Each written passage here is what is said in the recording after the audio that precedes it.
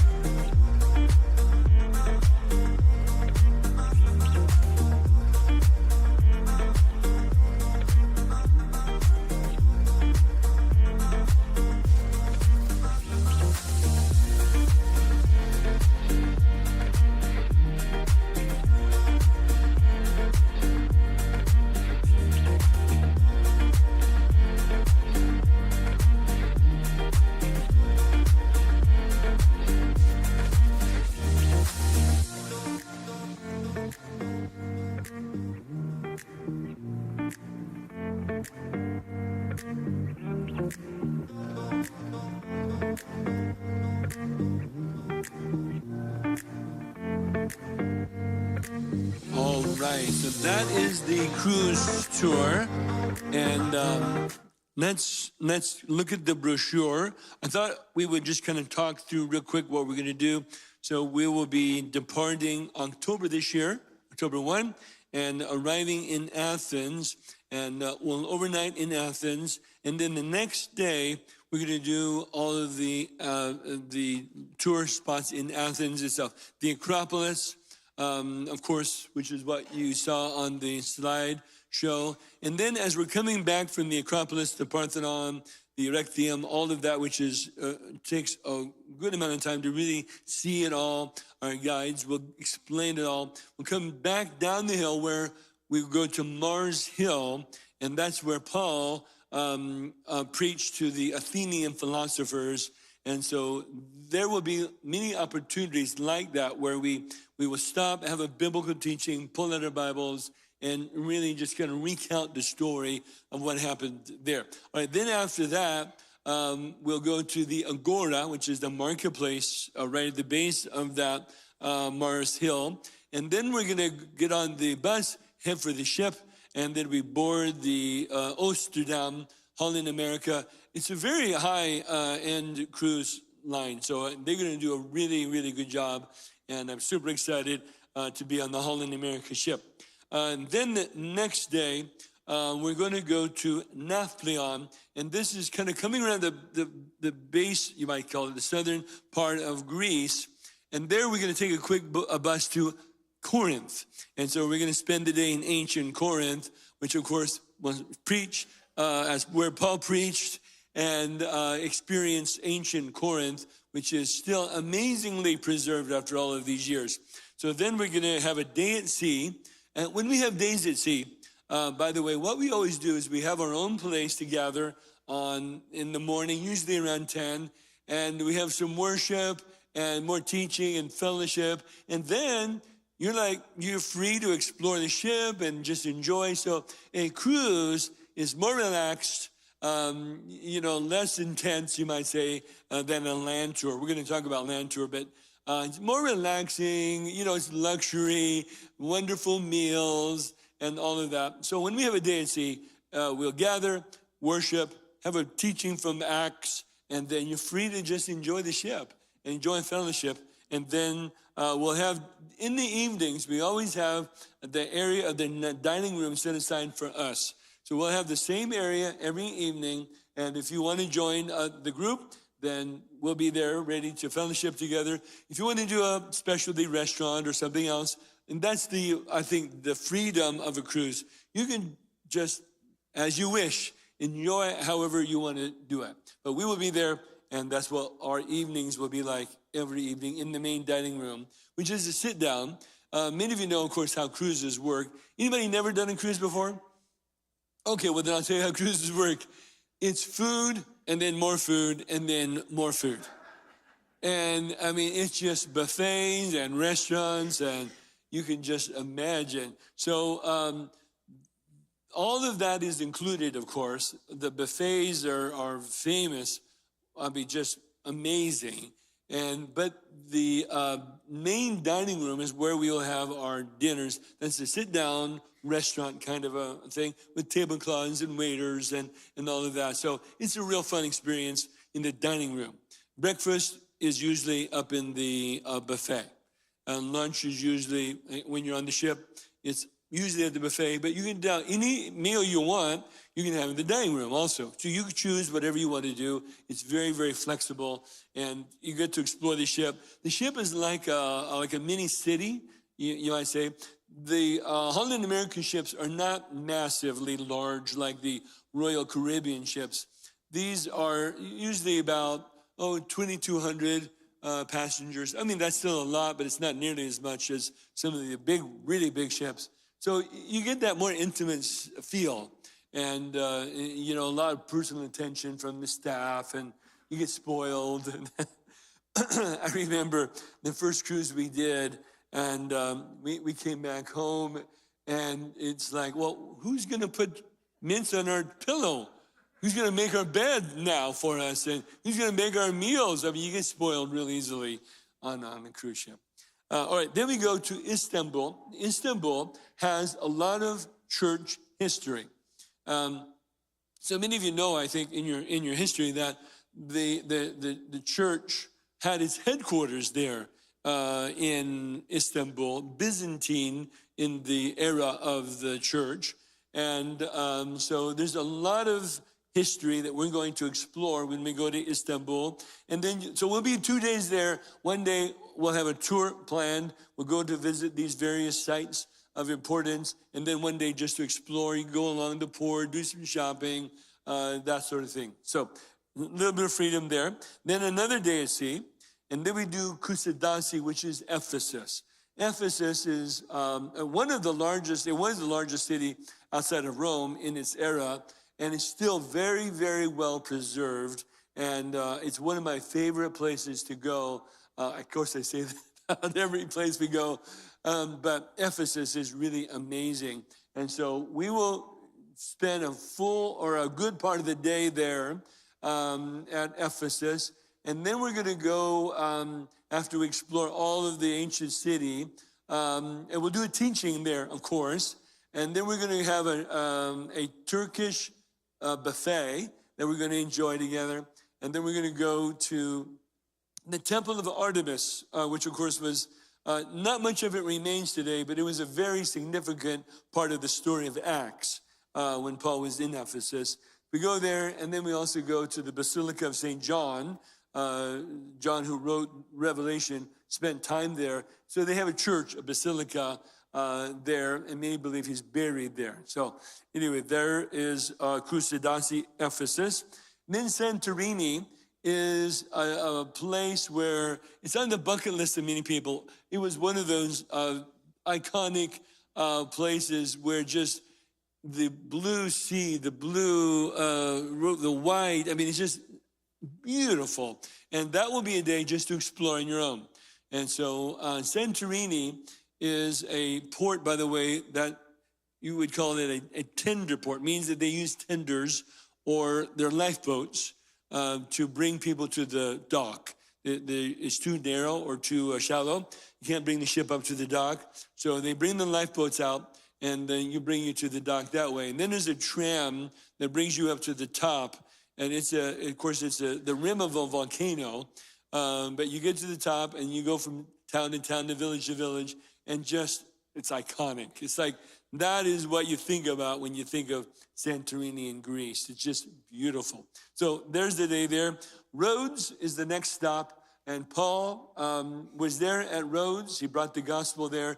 We will go to the Castle of Nindos back in the days of the Crusaders, and overlooking Paul's Bay, St. Paul's Bay. And so we'll have a day there, some free time at the end of the day to do a little bit of exploring and shopping back on the ship. And then a day at sea, and then we're going to Crete. And of course, that's very, very biblical as well. One of the ancient civilizations of the world were from Crete. And so we're going to go there, and the ancient city, museum, and a really beautiful town there we'll get to explore as well. And then we arrive in Athens, and when we get off the ship, we'll go to the Acropolis Museum, have opportunity to explore on your own a bit. And then we're going to fly to Rome for the Rome extension, and we're going to do the Colosseum, the Roman Forum, Mamertine Prison. That's where Paul was held in prison as well. We'll do a teaching there. The next day, we go to the Abbey of Three Fountains, which is where they believe Paul was martyred. And so we'll have kind of our grand finale teaching there at the Abbey of Three Fountains. And then we're going to go to some of the iconic Rome places, like the fountain that you saw there, the Spanish Steps, really some of the iconic places in Rome. You get to explore a little bit, do some shopping. And then we're going to go to St. Peter's Square, which is the Vatican. And people can explore. You can explore on your own quite well. And you can go to St. Peter's Basilica. It's free. Or if you want, you can purchase a ticket to the Sistine Chapel and Museum. So you get to choose what you want to do at the Vatican stop. The Basilica of St. Peter is absolutely mind-bogglingly spectacular. And so that will be kind of the end of our tour. We'll have our final farewell dinner and then fly home the next day. So that's kind of a summary sketch of our Footsteps of Paul cruise. And it's a cruise. It's going to be luxurious, and we're super excited. I've done this many times, and it's always a delight to go on these. I'm looking forward to doing that. Does anybody have any questions at all about the cruise tour that we're going to do?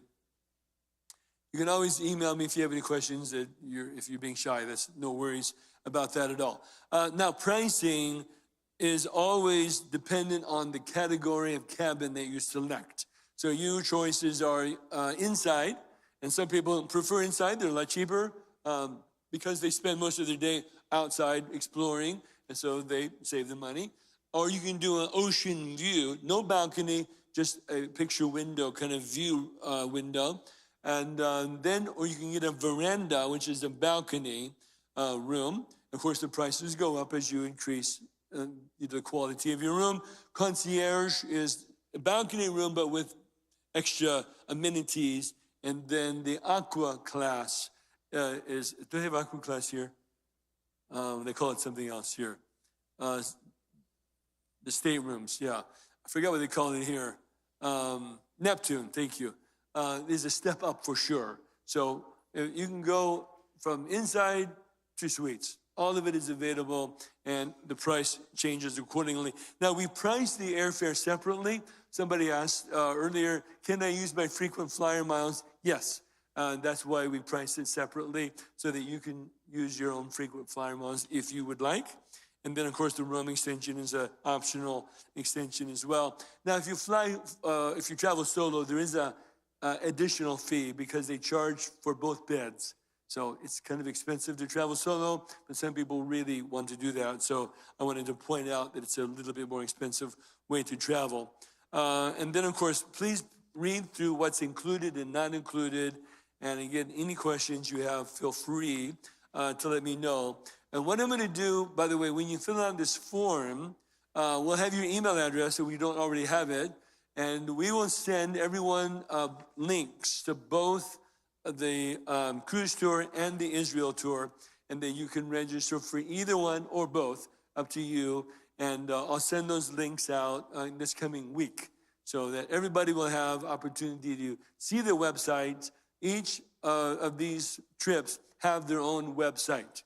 And so you get to see all the various things I mentioned on the website, and then you can book online right there, pay the deposit. It's all very, very simple and straightforward. And by the way, I want to mention also that the tour company is called Rishon Tours, and it's actually my tour company. I started it some years ago because I wanted to save money. I wanted to present these trips at a much better cost. And so I just did it for us, just for our church. And then a pastor friend of mine asked me to do it for his church. And then another pastor, so I've been doing it for my pastor friends. And so it's been kind of fun to do, providing really exciting trips at very good prices. So that's kind of the explanation of the relationship to Rishon Tours. All right, with no more questions on that, let's go to the Best of Israel and Egypt brochure. And we want to talk through that one. That was the one we've added recently, and I want to talk through that one. But first, we have a slideshow for the Israel-Egypt tour as well. Here we go.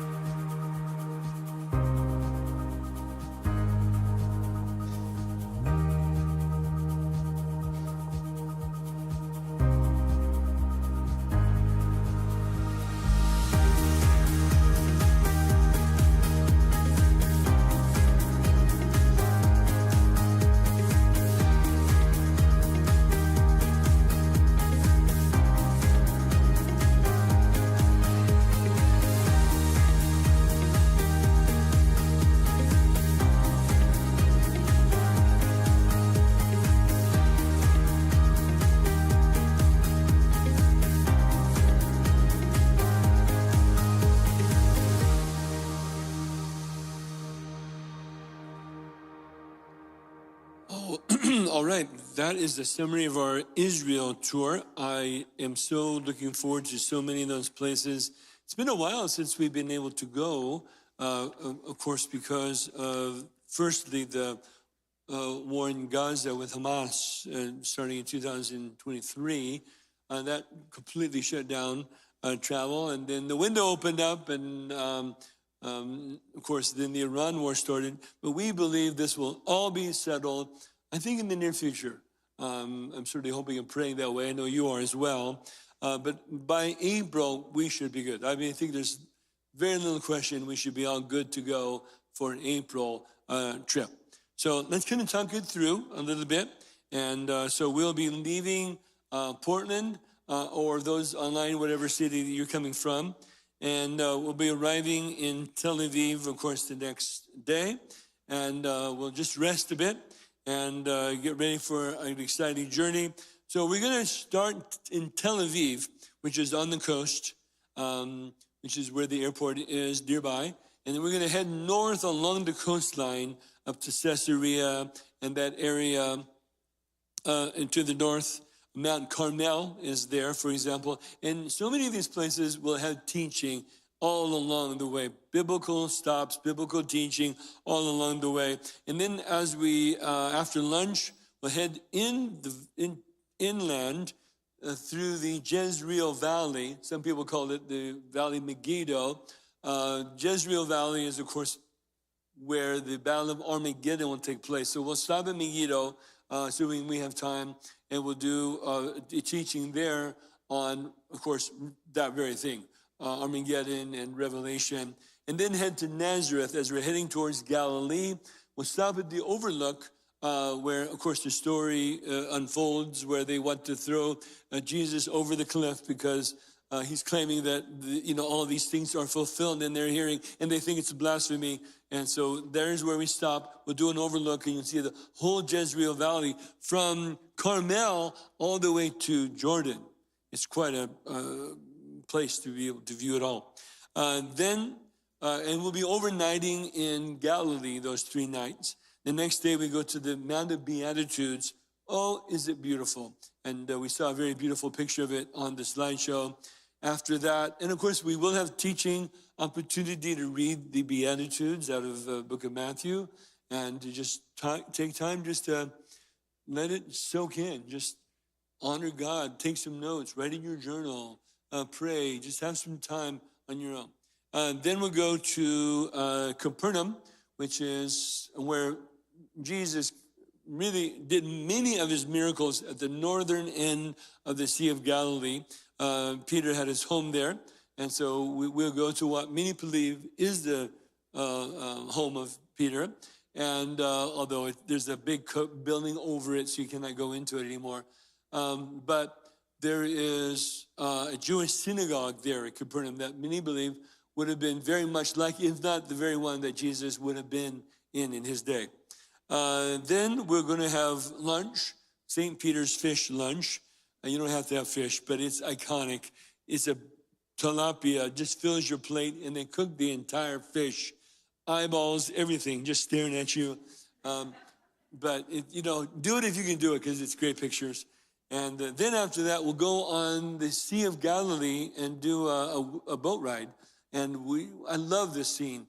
You just turn up the worship and just be on the sea. And we'll do a teaching as well from the Bible, of course, there.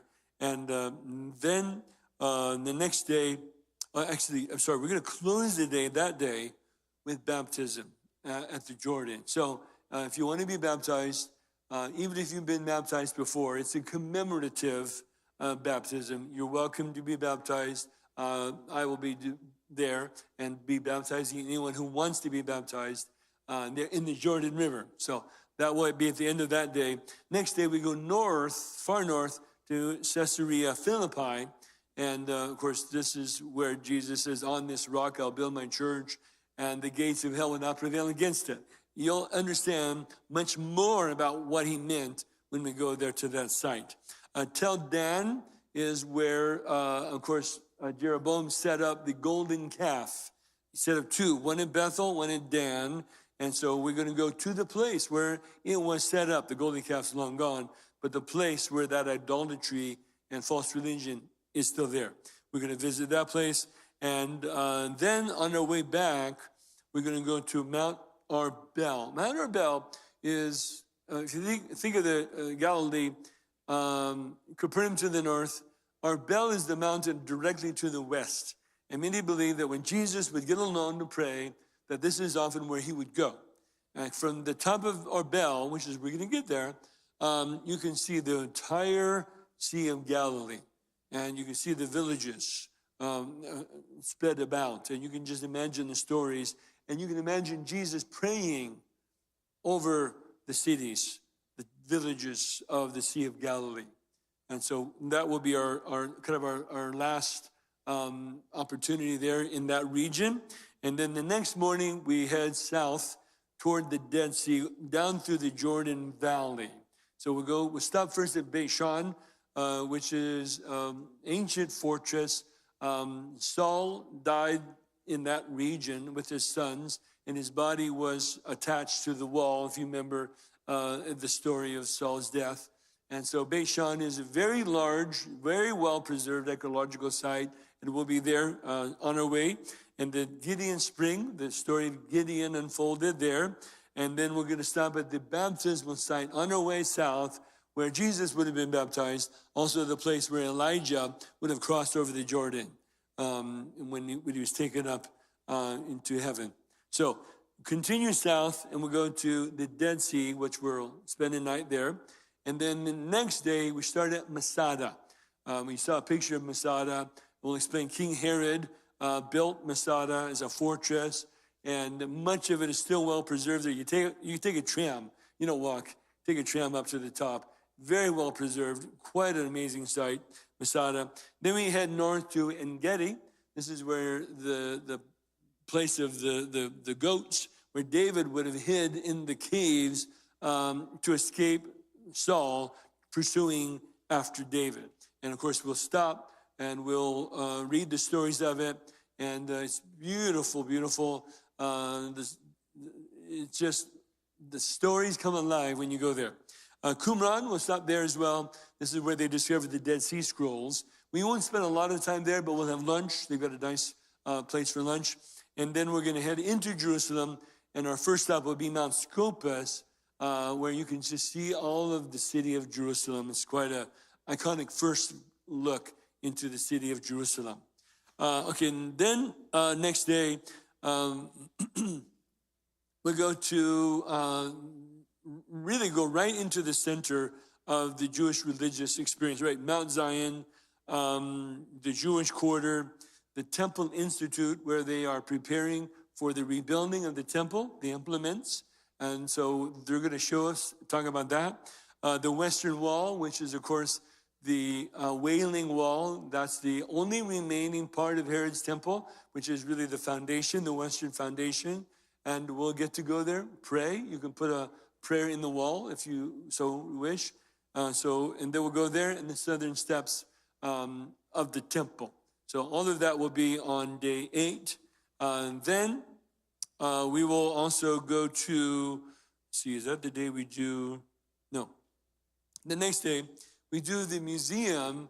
There is a massive replica, you might say, to scale, of the ancient city of Jerusalem at the Israel Museum. And they have some of the scrolls from the Dead Sea Scrolls on display there. We'll go there. And then Yad Vashem is the Holocaust Museum. And I think it's very important that we visit Yad Vashem. And it's, of course, solemn, but it is important that we recognize what Israel endured before she became a nation again in 1948. Then we'll go to Abraham's tent. This is just a fun adventure, kind of a break in the middle of it. We go out to the desert, not too far, and you can ride camels to visit Abraham. You get to meet Abraham, or someone who looks like him, and have lunch in his tent and meet his wife Sarah, or someone who's much younger now that I think about it. Anyway, that's just all fun. And then you take the camels back. Let's see. Then the next day, where am I at? Day 10, City of David, Hezekiah's tunnel is, of course, so important. The history of David, the city of David. There's a wonderful movie they play, and the archaeological part of the city is quite well preserved. We'll walk through Hezekiah's tunnel. Many of you know Hezekiah built this tunnel to prepare for the Assyrian besieging of the city, and it's really an amazing feat. They dug this tunnel in bedrock. And one team one end, one team on the other end, and it kind of weaves and meanders and meets in the middle. And it was to bring the water from Gihon Springs into the Pool of Siloam. And so you can walk through the tunnel. It's wet, so you're going to be prepared for water about up to my waist here. And so bring water shoes, shorts, whatever you want. If you don't want to get wet and you're kind of claustrophobic, because it is tight, you can do either what we call dry tunnels, the Canaanite dry tunnels, or you can just walk down to the Pool of Siloam, and I'll help anybody who needs to get wherever they want to go. You can choose whatever fits you better. And the Pool of Siloam, of course, they've been doing some major excavations now at the Pool of Siloam and some really new things to see. And we'll do a teaching there. Of course, there's much that happened at the Pool of Siloam. All right, then St. Peter in Gallicantu. That's really the place where when Jesus was arrested, they brought him to Caiaphas' house. And this is where all of this takes place. So there's a courtyard where Peter would have denied the Lord. And there's a dungeon or prison in the basement where they believe Jesus could have been held, waiting to be transferred to Pontius Pilate. Anyway, we'll be there as well. And then the shepherd's fields are in Bethlehem. So we'll cross over to the Palestinian Authority area. It's safe, you'll be fine.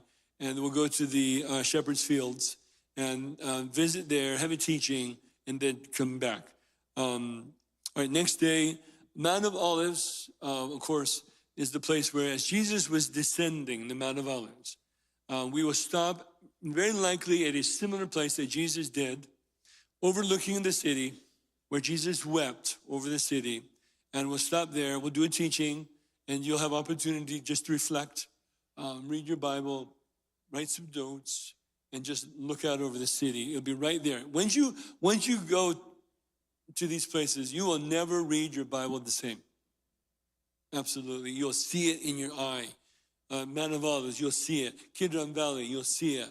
The Temple Mount, how things, City of David, all of these things will start to take shape. Oh, okay, that was there. That was there. And it just starts to shape in your mind. And you read the Bible in such a more vivid way. And when you go either the footsteps of Paul, Cruz, or this land tour, either one. That's why I say to people, try to do both if you can, because it's quite a great way to experience it.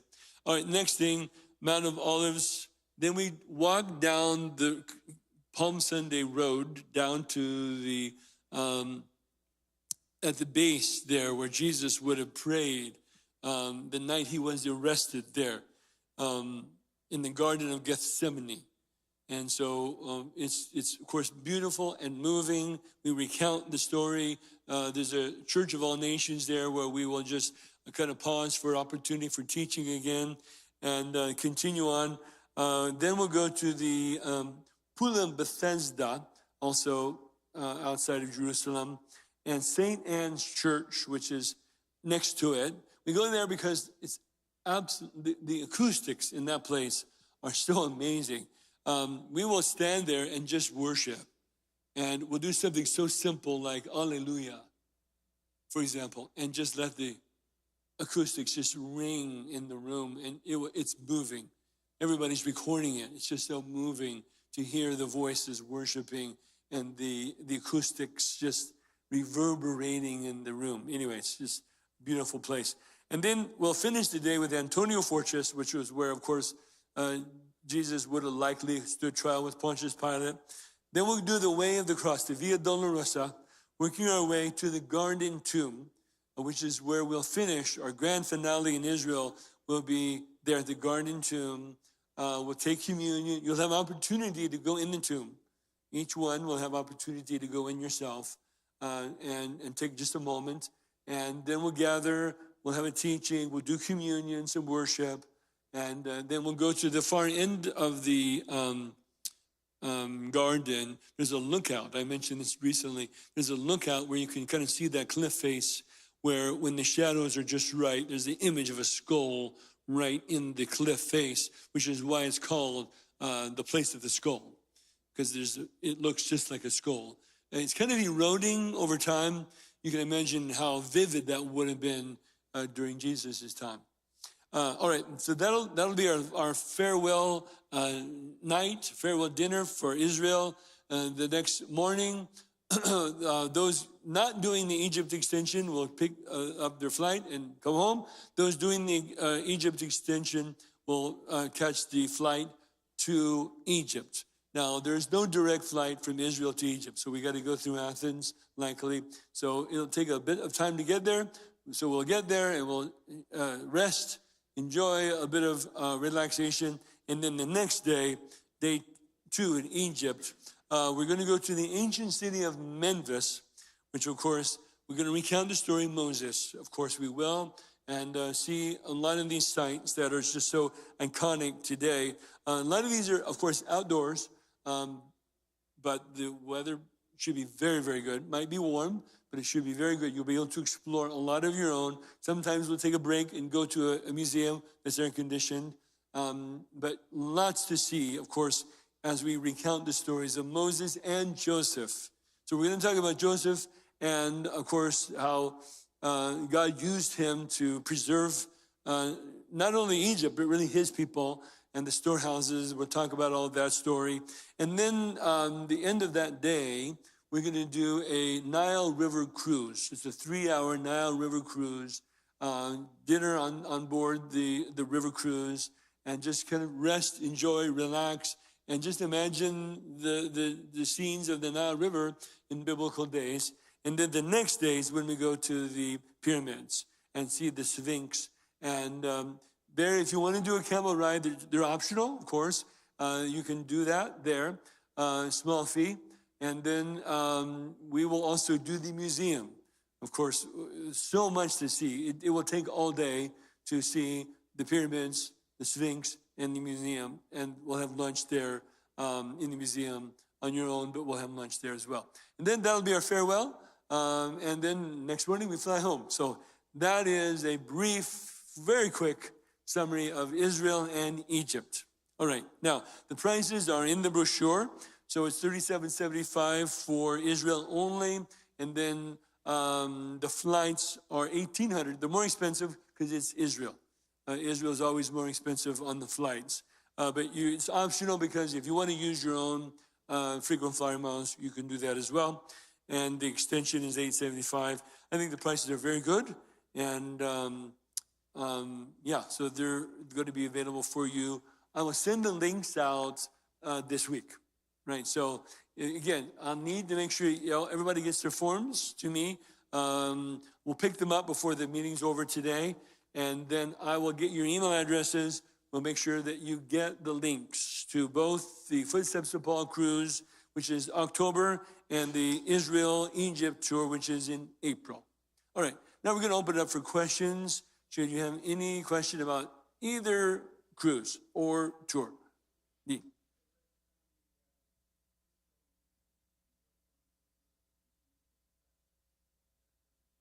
Yeah, thank you. The airfare is included in the price. Yeah, thanks.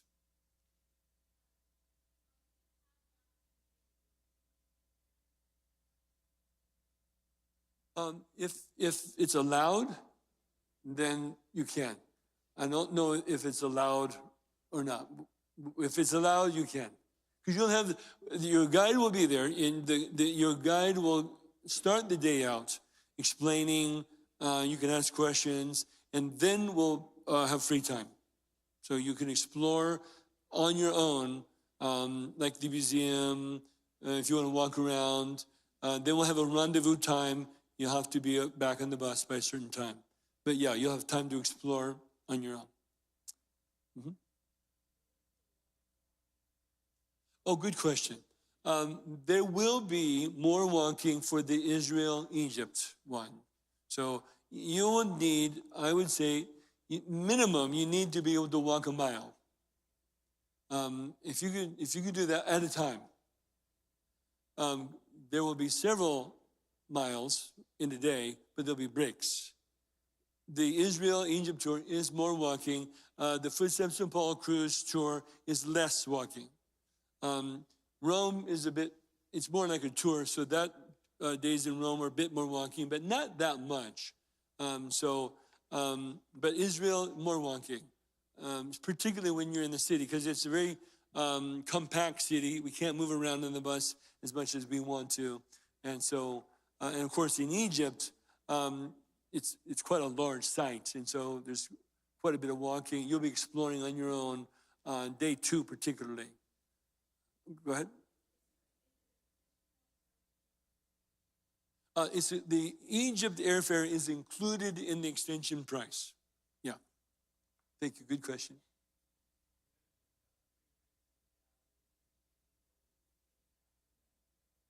So we're going to spend one night in Tel Aviv or Netanya, so we're on the coast, 3 nights in Galilee, 1 night in Dead Sea, and the rest of the time we'll be in Jerusalem. Mm-hmm. Anybody else? Mm-hmm.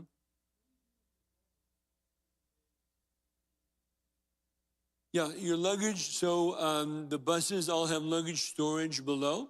And so whenever we're moving from one hotel to the other, we'll tell you in advance. You'll bring your luggage out in the morning. We'll load it onto the bus. And then the end of the day, it'll be available for you to check into the hotel. Oh, the trip insurance, it depends on which one you do. As far as, if I should have had that price ready for you on the Israel tour, because that's the set price. I'll have to look it up. I'll email that out. Yeah. But the Footsteps of Paul cruise tour, that depends on what cabin category. Of course, it's based on cost, tour cost. So the lower the cabin category, the cheaper the insurance. It corresponds together. But it's usually, I don't know, a few $100 for the insurance.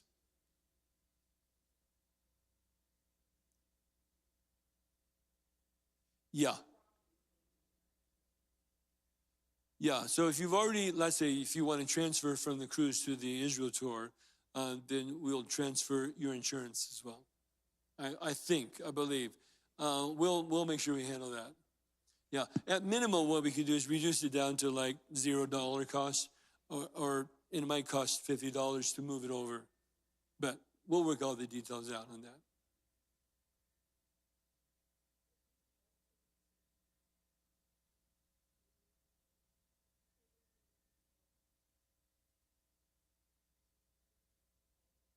Yeah, so I'm going to send you 2 links, one for the tour, one for the cruise.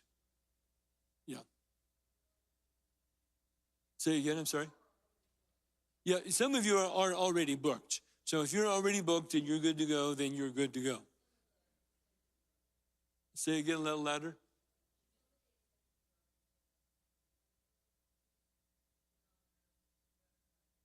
Yeah, if you want to go, make sure you sign up soon. Yeah.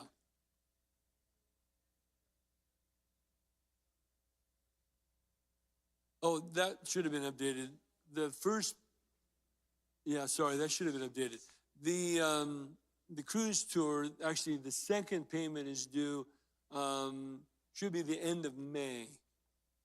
Yeah, sorry, not March, should be May. Okay, so that means if you're traveling solo. Yeah, because they, like on the ship, you have to pay for both beds. Yeah.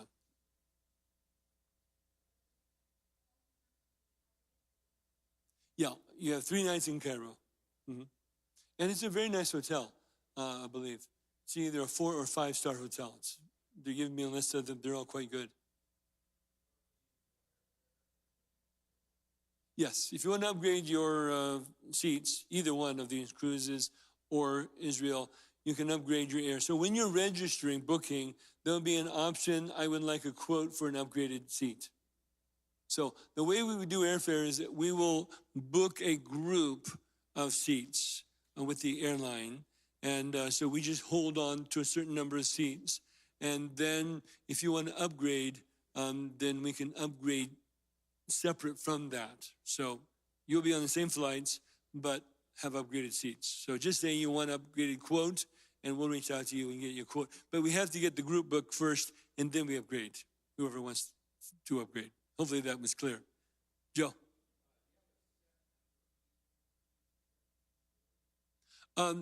We're good. We can take, 90, but we're not going to get there. 90 for each one. We can do 2 buses is the max we can do. But I think we're good both, because we're offering 2 options. I don't think either one will be full. So we're going to be good. If you want to bring your friends, in other words, there's room for your friends. And I have a friend, for example, who I'm doing a Israel tour from one of my friends, pastor friends, and his tour is full. And so he's got a group of like 5 or 6. Can you take my friends? So we're going to bring them with us in our group. Still we'll have room. Even doing that, we'll have room. So we're going to be good.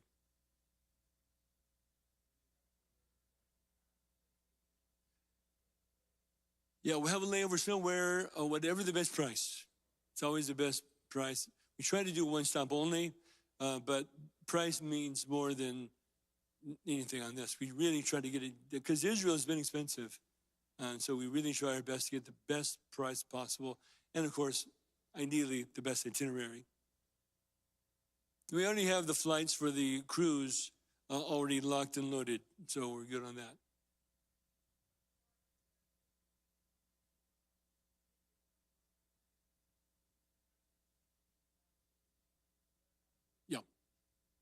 As soon as I have it locked, which will be this month sometime, because we can book about 11 months in advance from the date of the return. That's when we can start booking group. So that's what we'll do. I have it on my calendar. As soon as that day hits, I go after it right after. They are open at 8 o'clock on East Coast time. I get up. I'm the first one to call them at 5. I know that lady very well. Hi, Betty. It's me. It's Rich.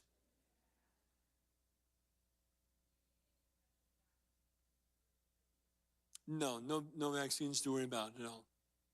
Visas. So they've kind of changed the visa. We'll give you a visa application. It's not really a visa. It's just a form. But everyone will have to do that. So we'll help you. We'll guide you through all that. Anybody else?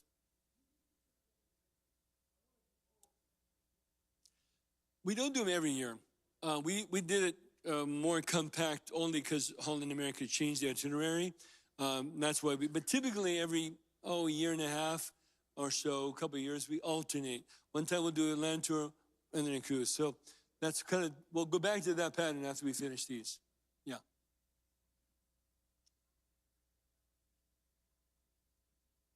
Which one? Israel. So you'll have 1 day in Tel Aviv, 3 nights in Galilee, 1 night in Dead Sea, and about 5 nights in Jerusalem. So you move 1, 2, 3, 4 times. Any more questions? Go ahead. The cruise? Yeah, if you want to transfer over, yes, we'll just transfer your funds. So you have to just send us an email. Do you mean the upgraded seats? Probably not. Depends if you got refundable or not refundable, but probably not. Yep. Anybody else?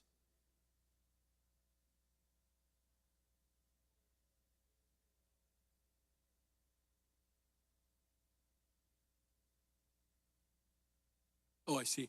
By the way, I just realized I should have been repeating your questions for everybody online. Sorry. Um, your question was, can we add a third person to our room?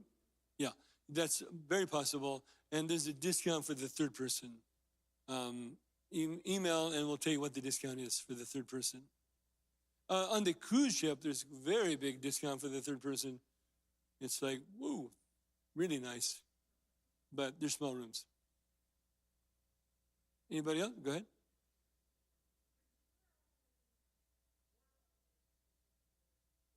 Uh-huh.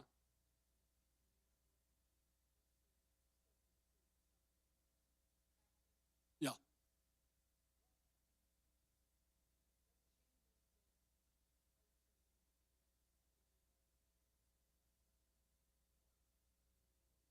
You're talking about the cruise? So as far as the old itinerary and the new itinerary, the prices didn't really change. Because the airfare is the same, the ship's the same, the port changed a little. They just added and took away. So it all kind of netted out the same.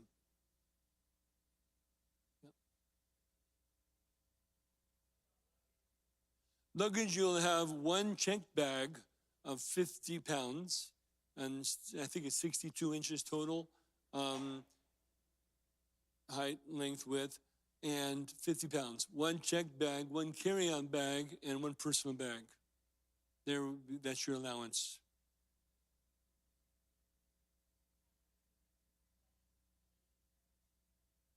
Oh, yeah, thank you. When we go to religious sites, they are particular about modesty.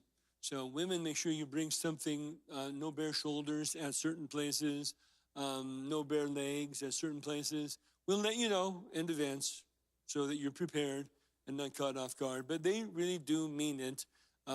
You think they don't until they come up to you and say, you cannot go in. And so we'll tell you in advance. These are religious sites like Church of All Nations, mostly churches, but Pyramid, Giza, no worries about that. They're used to tourists. But really, religious sites. When you go to the Western Wall, another good example, the men and the women are separated. Uh, this is a religious site, so you want to be respectful of that. Mhm. You don't need a head covering. No, just the shoulders. Cover your knees, that sort of thing. Right?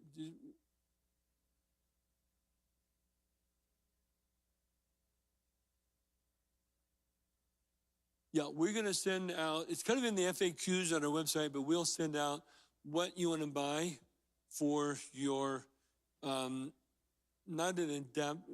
Yeah, it's an adapter, not a converter, but an adapter. That's all you'll need. Yeah. No, men are different. Yeah. You know, you don't want to wear sandals.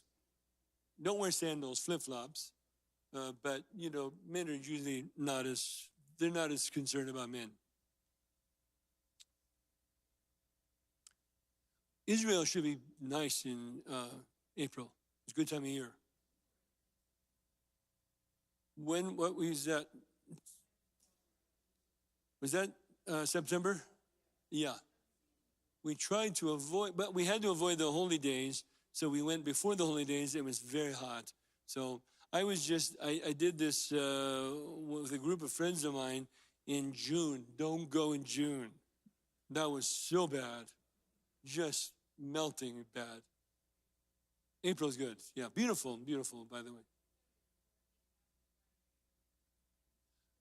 Okay, she's asking if Jordy and Pastor Brian are going to go swimming. This is because she's bringing up the fact that they broke the rules. It was a hot day, and I said, nobody go swimming in the Sea of Galilee because we're going to have to get back on the bus, and it's going to make the bus wet. So next thing you know, who's out there swimming? My wife. And who's out there encouraging his people? Brian. By the way, this is Brian. Brian, would you stand up and say hi? Brian is the pastor of Helvetia Church. And so we have a number of folks here from Helvetia Church. Anybody from Salvation, raise your hand if you would. Can we just all welcome them, everybody? Amen. And we've been traveling together as churches the last number of years, and it's been a lot of fun because we get to compare jokes, and frankly, mine are better than his, but that's okay. And we have fun. And so Brian is going to be part of one or both, and we'll see. And he helps me with the teaching, and he tries to support with humor, but it's... Anybody from Salvation know what I'm talking about? Can I have an amen to this?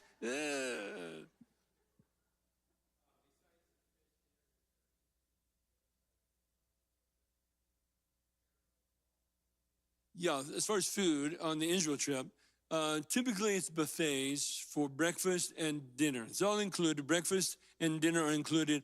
Lunch is typically on your own, except for the fish lunch and the Abraham's tent experience. Otherwise, buffet. Now, we're going to have team meetings before we go to give you more details, but they eat kosher. So be aware of kosher eating rules. For example, you cannot get any meat in the morning for breakfast because they serve milk products.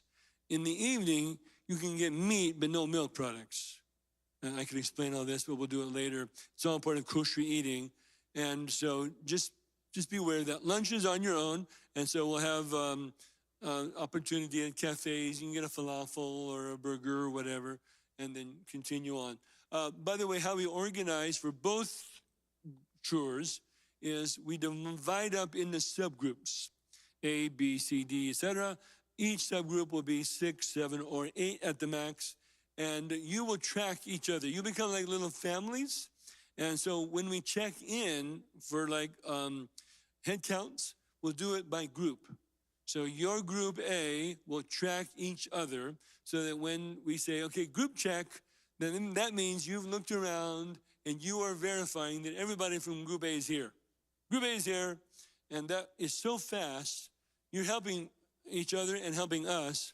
It gets so fast, we get so good at it, that imagine that we're all organized right now, and we just finished whatever, we're ready to move on to the next thing. I'll say, okay, everybody look around. If you're missing anybody from your group, raise your hand. No hands raised, we're good, we're all here. That is how you check in 100 people in 2 seconds. And it really, really, we've never lost anybody ever. And however, we didn't lose you. I'm sure we did not, no. But we did. I remember one time we were at Capernaum, and I saw this old guy just kind of wandering around. And I said, did you get lost? Did you get left behind? I think I did. And so we found out where he's from, and so one bus driver tried to call the other guides and the other drivers, and we found out he was where we were going next. So we put him on our bus, and I brought him up, and we connected up with his guide and his driver, and I took the guide aside, and I said, how can you lose somebody? I mean, and he's an older fellow that really looked lost, right? How could you do this? And he goes, yeah, it was my bad. What happened was, earlier today, we picked up a guest, and I forgot. And it messed up my head count. I go, well, that's why you don't do a head count. I didn't say that. But that's why you don't do head counts. You do group checks. And it really has worked so well for us. Many of our groups still stay friends. In fact, we have like Group C, Charlie. They've been together for years. I think you guys are Group E. They've been together. They're still friends. They do stuff together. They travel together. So this is what happens. You form little families. And so they become, it really, we say you leave as friends, but you come home as family. You just connect. Everybody in the bus just connects. And it really is fun. And all kidding aside, Brian and I love each other, and we have a great time. And I'm working on him, on his jokes. All right, question.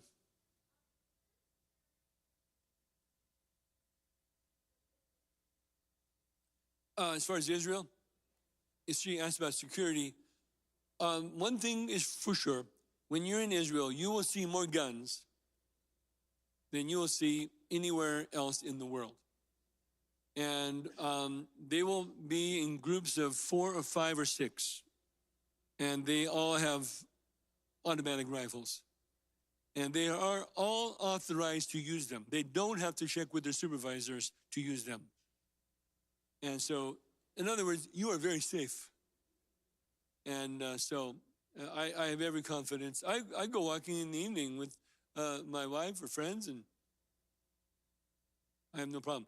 Now, you don't go to the Arab quarter, but you can go walking in the general city.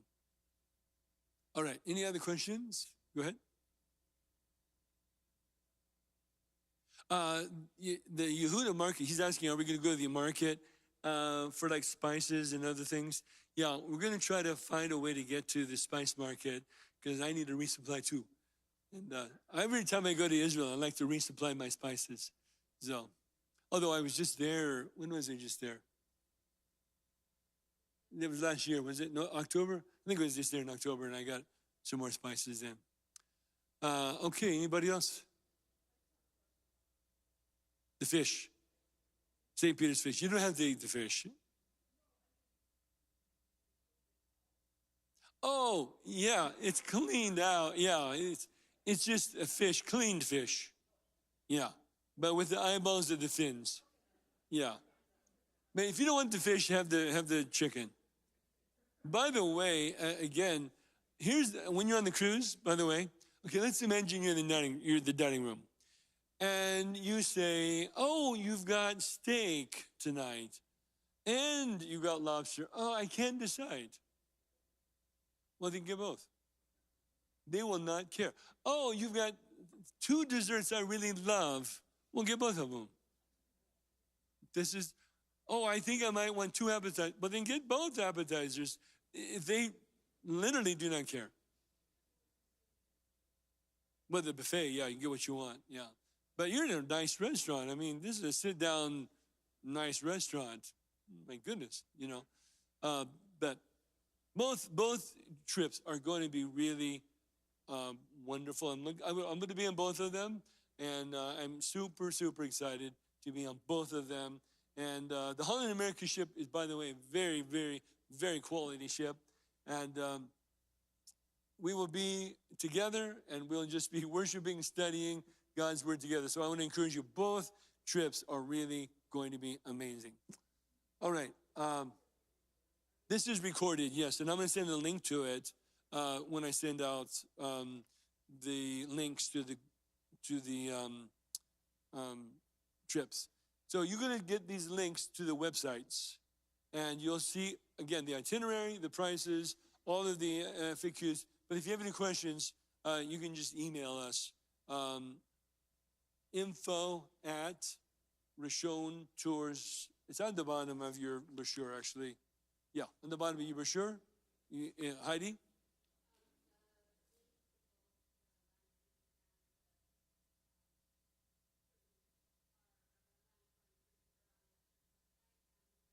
Oh, okay, the links they're already available.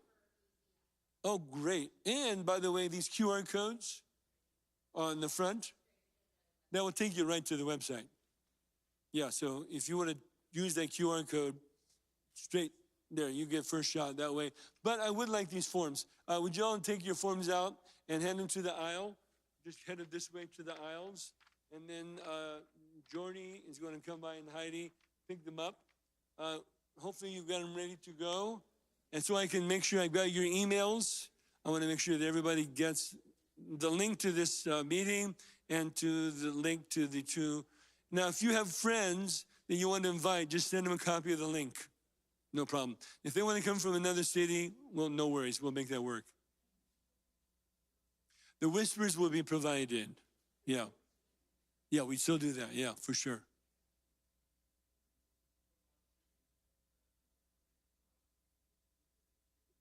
No, you should have enough room in your bags. If not, you can always buy an extra bag. Pay for an extra. We're going to buy a gift. If you buy a really nice gift, they'll ship it for you. Yeah. Mm-hmm. Any more questions? Go ahead.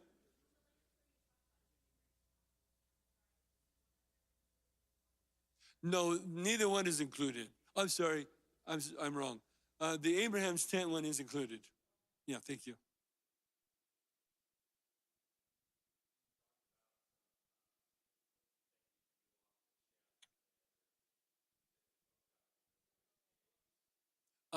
That's the one. If you look at we're talking about the ship excursions.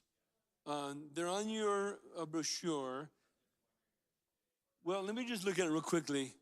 The only one that I would say that you would even be concerned about would be if you wanted to do an Istanbul one, because you have a free day there. The other free day you have is Santorini, and I would not recommend a ship excursion. I think that you don't need it. Here's what I would do.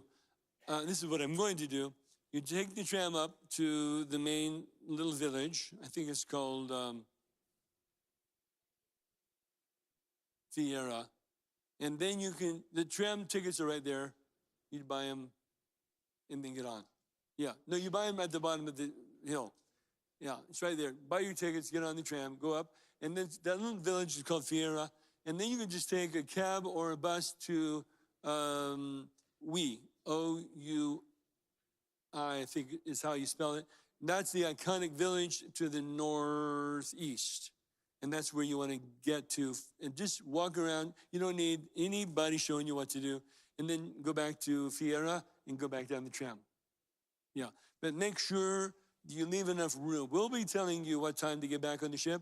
Just make sure that you leave enough time to get back down the tram, because sometimes it's backed up.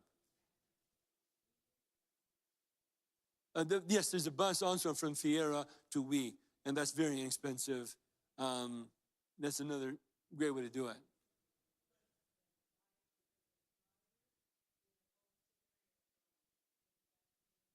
Oh, the bus driver? Oh, nice. I did that too, but my bus driver was not as interesting as yours.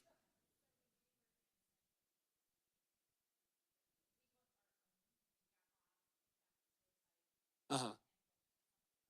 Yeah, really, you could do it right there. You know, another thing I did one time on Santorini, I went up to the top of the tram and I just rented a convertible Mini Cooper. And I just spent the day exploring. In fact, I think it was, I was with Matthew and we just drove around all day. It was quite fun. If you do that, by the way, make sure you have an international driver's license. So, lesson learned. No, I did not get in trouble. I'm just telling you, I know people who did. Okay. Oh, currency, thank you. So the cruise will be mostly euros, except when we're in Turkey. But don't worry, they'll take dollars. Otherwise, euros are fine. Israel, they do shekels. So if you want to pay in dollars, you can. They'll give you change in whatever currency you're in. They'll give you change in euros, they'll give you change in shekels. So you can change your money there. Credit cards are often fine. The only time you need cash money is when you're like negotiating on the street, which is not necessarily the best thing to do, but you can't do it. By the way, that reminds me, when we're moving around as a group, people will approach you to buy things. Please do not buy anything when we're moving around as a group. But we'll have meetings. Okay, we'll have plenty of meetings to describe all these little details of how we work, and we'll organize. We're going to organize as groups well before we go, so you can start meeting, comparing, talking, connecting your group, A, B, C, D, or whatever. Okay? All right. The beautiful woman in the back. Oh, it's my wife. Yes. Our next what? Our next meeting for the cruise group, we're going to have a meeting probably this summer. Oh, actually, definitely this summer because we're leaving in October. Yeah, we'll have a meeting this summer. We'll be talking.